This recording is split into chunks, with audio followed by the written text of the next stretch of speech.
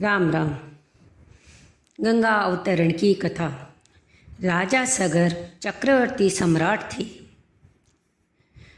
राजा सगर ने औरव ऋषि के उपदेशानुसार अश्वमेघ यज्ञ के द्वारा संपूर्ण वेद एवं देवतामय आत्मस्वरूप सर्वशक्तिमान भगवान की आराधना की।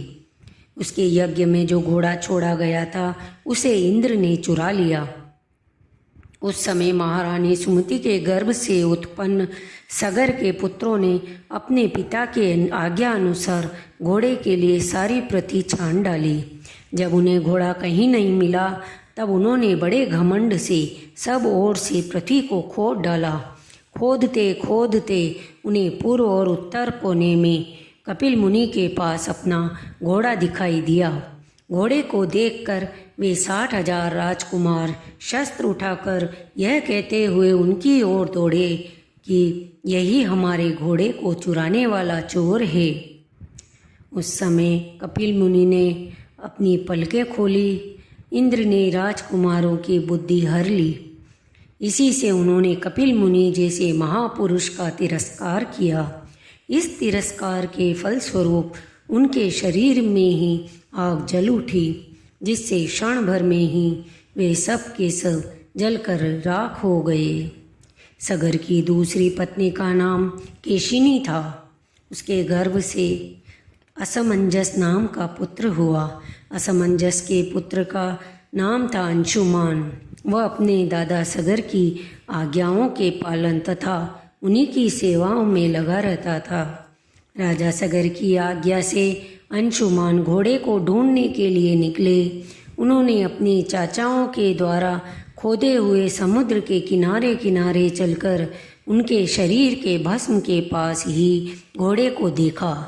वहीं भगवान के अवतार कपिल मुनि बैठे हुए थे। उनको देखकर उदार हृदय से अंशुमान ने उनके चरणों में प्रणाम किया तथा हाथ जोड़कर एकाग्र मन से उनकी स्तुति की। जब अंशुमान ने भगवान कपिल मुनि के प्रभाव को इस प्रकार गान किया तब उन्होंने मन ही मन अंशुमान पर बड़ा अनुग्रह किया और कहा, बेटा, यह घोड़ा तुम्हारे पितामह का यज्ञ पशु है। इसे तुम ले जाओ। तुम्हारे जले हुए चाचाओं का उद्धार केवल गंगा जल से होगा और कोई इसका उपाय नहीं है। अंशुमान ने गंगा जी को लाने की कामना से बहुत वर्षों तक घोर तपस्या की, परंतु उन्हें सफलता नहीं मिली। समय आने पर उनकी मृत्यु हो गई। अंशुमान के पुत्र दिलीप ने भी वैसी ही तपस्या की, परंतु वे भी असफल ही रहे और उनकी भी समय आने पर मृत्यु हुई। दिलीप के पुत्र थे भागीरथ। उन्होंने बहुत बड़ी तपस्या की।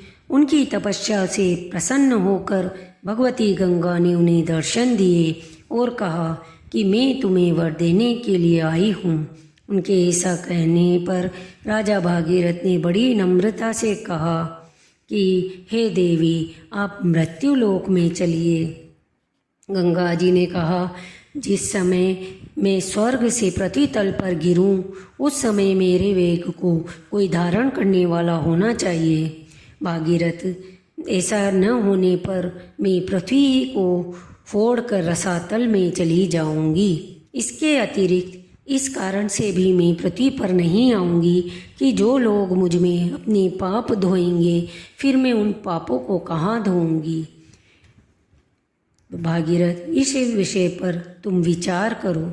भागीरथ ने कहा, माता, जो ब्रह्मनिष्ठ और लोगों को पवित्र करने वाले परोपकारी सज्जन हैं, वे अपने अंग स्पर्श से तुम्हारे पापों को नष्ट कर देंगे, क्योंकि उनके हृदय में सदा सर्वदा भगवान का निवास रहता है। समस्त प्राणियों के आत्मा रुद्रदेव तुम्हारे वेग को धारण कर लेंगे, क्योंकि जैसे सारा विश्व भगवान रुद्र में ओतप्रोत है। परीक्षित, गंगा जी से इस प्रकार कहकर राजा भागीरथ ने तपस्या के द्वारा भगवान शंकर को प्रसन्न किया। थोड़े ही दिनों में महादेव जी उन पर प्रसन्न हुए। भगवान शंकर तो संपूर्ण विश्व के हितैषी हैं। राजा की बात उन्होंने तथास्तु कहकर स्वीकार कर ली। फिर शिव जी ने सावधान होकर गंगा जी को अपने सिर पर धारण किया। क्यों न हो, भगवान के चरणों का स्पर्श होने के कारण गंगा जी का जल परम पवित्र जो है। इसके बाद राजा भगीरथ त्रिभुवन पावनी गंगा को वहाँ ले गए जहाँ उनके पितरों के शरीर राख के ढेर बने पड़े थे। वे वायु के समान वेग से चलने वाले रथ पर सवार होकर आगे आगे चल रहे थे और उनके पीछे पीछे मार्ग में पड़ने वाले देशों को पवित्र करती हुई गंगा जी दौड़ रही थी। इस प्रकार गंगा सागर संगम पर पहुंचकर उन्होंने सगर के जले हुए पुत्रों को अपने जल में डुबो दिया। यद्यपि सगर के पुत्र ब्राह्मण के तिरस्कार के कारण भस्म हो गए थे, इसलिए उनके उद्धार का कोई उपाय न था। फिर भी केवल शरीर की राख के साथ गंगा जल का स्पर्श हो जाने से ही वे स्वर्ग में चले गए। जब गंगा जल से शरीर की राख स्पर्श हो जाने से सगर के पुत्रों को स्वर्ग की प्राप्ति हो गई, तब जो लोग श्रद्धा के साथ नियम लेकर गंगा जी का स्नान और सेवन करते हैं, उनके संबंध में तो कहना ही क्या, क्योंकि गंगा जी भगवान के उन चरण कमलों से निकली है। बोलिए गंगा महारानी की जय। धन्यवाद। कृपया मेरा चैनल सब्सक्राइब करें।